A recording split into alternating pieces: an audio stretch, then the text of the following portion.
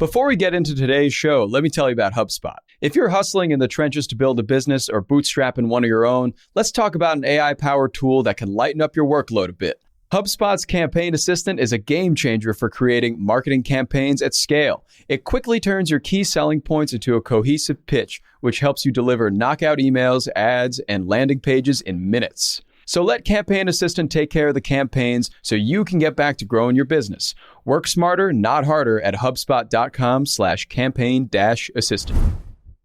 Good morning, everyone. It's Friday, September 8th. I'm Mark Dent here with Lestraundra Alfred and Juliet Bennett Rylah, and you're listening to the Hustle Daily Show.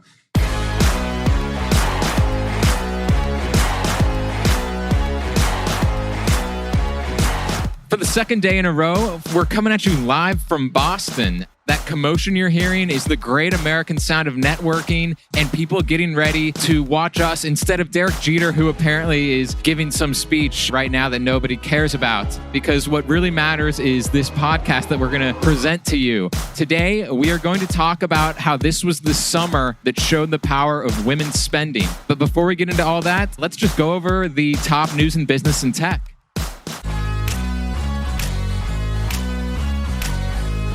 All right, starting off, people are finally really having to go back to the office. It's official this year. The walls are coming down. And this has made people pretty distraught after 3+ years of not having to go in. And people are reacting by spending lots of money. According to the Wall Street Journal, we're talking to people who are buying Teslas for the commute, people who are spending $1,000 on record players and vinyl for their offices, and for like just these extreme entertainment setups for when they get home so they can feel good. So Les and Juliet, what would you guys buy? What would be your comfort purchase if you had to go into an office? And by the way, we don't. We're lucky. Right. Very lucky. I would have to go with like the capitalism core desk setup of standing desk, treadmill underneath, so I could feel like I'm walking and enjoying my life in some way. Yeah.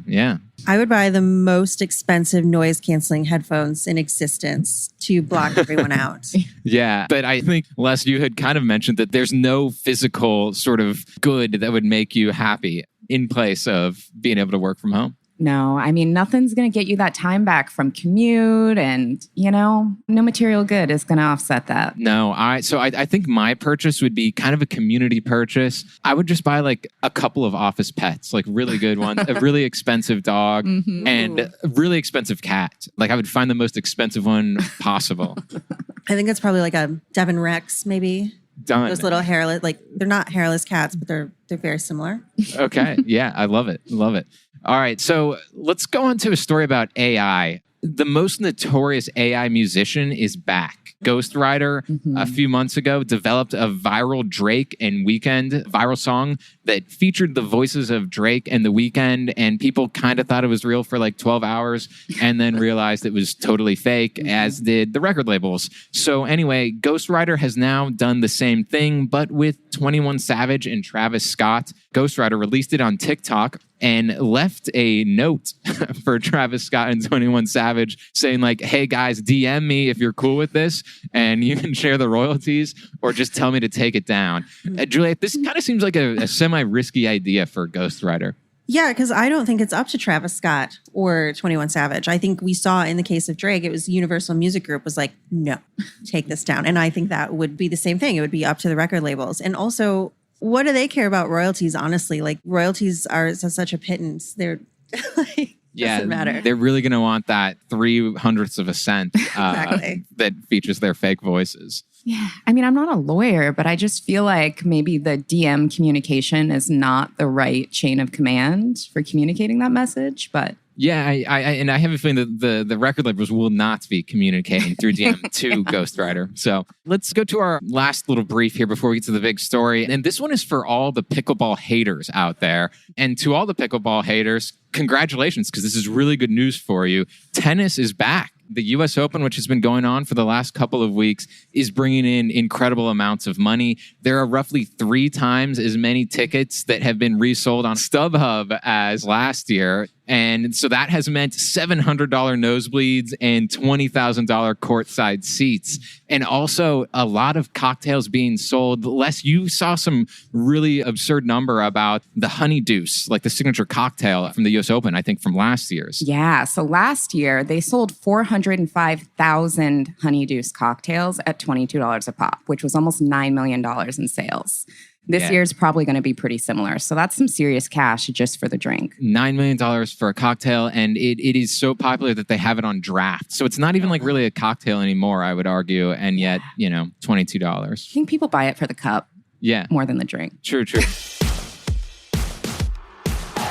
All right, so let's move on to the main story. I'm going to mention a couple of other numbers that are vastly larger than even the US Open could think about, which is that so far this summer, Barbie has made around $1.38 billion at the box office. If we consider the spring and into the summer, and there's going to be a little bit into the fall, Taylor Swift's Eras Tour is projected to gross $4.6 billion, and Beyonce's tour, $2 billion. That's an awful lot of money. And these are largely women-driven kind of pop culture mega events. And a lot of commentators have been saying, welcome to the era of post-pandemic pent-up spending. People are just like, I don't mind spending $600 on this concert ticket. But Les, you think it's something that's a little bit bigger than that and something that has been building for a while? It's definitely been in the making. Women's economic power is not anything new, but in previous generations, we saw a lot of women putting their money directly back towards their families. For a long time, a stat that was thrown out was that women who earned income outside of the home would bring 90% of their money back to the family. But what we're seeing over the past few decades is that not only are women earning more because they're working more, they're delaying having children, if having children at all. And then we've also seen things like the self-care movement really highlight like, hey, women, here's some things you can spend on yourself. So women are beginning to have more money, more agency over how they spend their money, and they're wanting to spend their money on things that bring them joy. And it seems like this summer just seemed to be like a culmination of all of those forces that had been building for a while and then just colliding with the fact that truly the three biggest, I'd say, pop culture events of this year are, like we said, Barbie, Taylor Swift, Beyonce.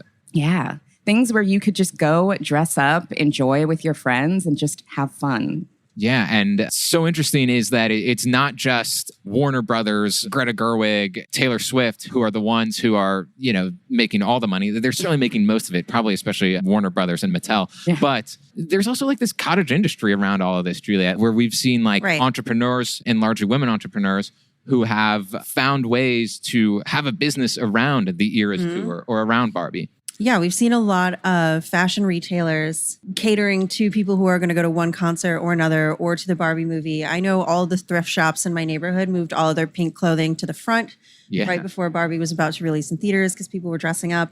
There's a lot of people on Etsy who have apparently made a considerable amount of money selling Taylor Swift friendship bracelets.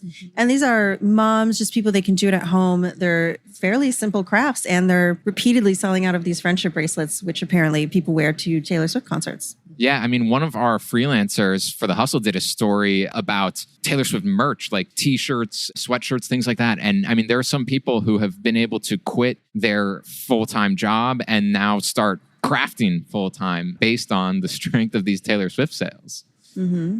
That is unreal. And we've also seen for the cities these tour stops have been going to, the local economies have gotten a really big boost. Cincinnati got a really big boost in their hospitality when Taylor Swift went. A lot of the beauty service providers in Philadelphia saw a really big boost when Beyonce was there. So we're seeing an economic ripple. Yeah, in my hometown of Kansas City, like the tattoo parlors saw absurd business that weekend from people getting Taylor Swift eras tattooed. Oh my God. So yeah, I mean, it very widespread. Yeah. So I'm wondering, I want to think about the future for all this. These three big events are not going to happen every year, obviously. So I don't know, Les, what's your takeaway for how this will continue to be long lasting? It has, of course, been building up for decades, but making sure that these spenders, this audience is continued to be catered to. Yeah. I mean, I think what Taylor Swift, Beyonce, and the Barbie movie did really well is they knew their audience and they spoke directly to them. So I think it goes to show that audiences will turn up and they'll turn out when they feel seen, when they feel heard, and when they feel like they're spending in alignment with their values.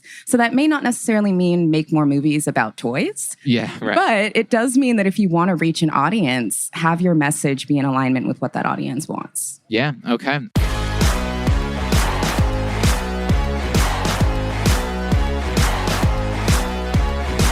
All right, well, that's going to do it for us today. Thank you, everyone, for listening here in Boston and everywhere else around the world. We're a proud part of the HubSpot podcast network. Our editor today is Robert Hartwig, and our executive producer is Darren Clarke. We have a lot more tech and business coverage for everybody in our newsletter, so if you're not subscribed, please get signed up at thehustle.co/email, and we will catch you next week.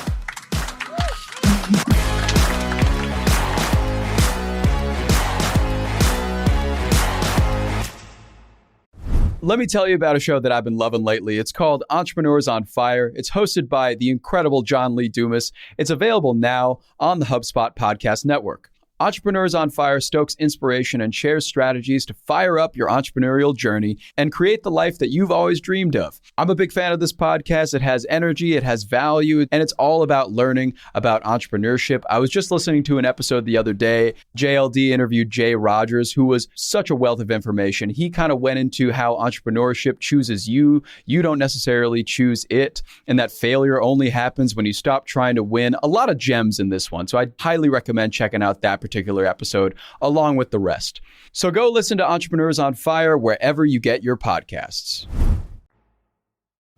Hey guys, if you listen to the Hustle Daily Show on Google Podcasts, we want to let you know that the option will no longer be available pretty soon. Google is sunsetting its podcast app sometime in early 2024 in favor of YouTube Music, and we want to give you a heads up before it's too late since that time's almost here. The Hustle Daily Show is available everywhere and anywhere that you listen to podcasts like Apple Podcasts and Spotify. If you're using YouTube Music, we are there as well. If you're an Android fan, there are plenty of apps like Overcast, Pocket Casts, Player FM, and more. So just search for us wherever you decide to listen to your favorite podcasts.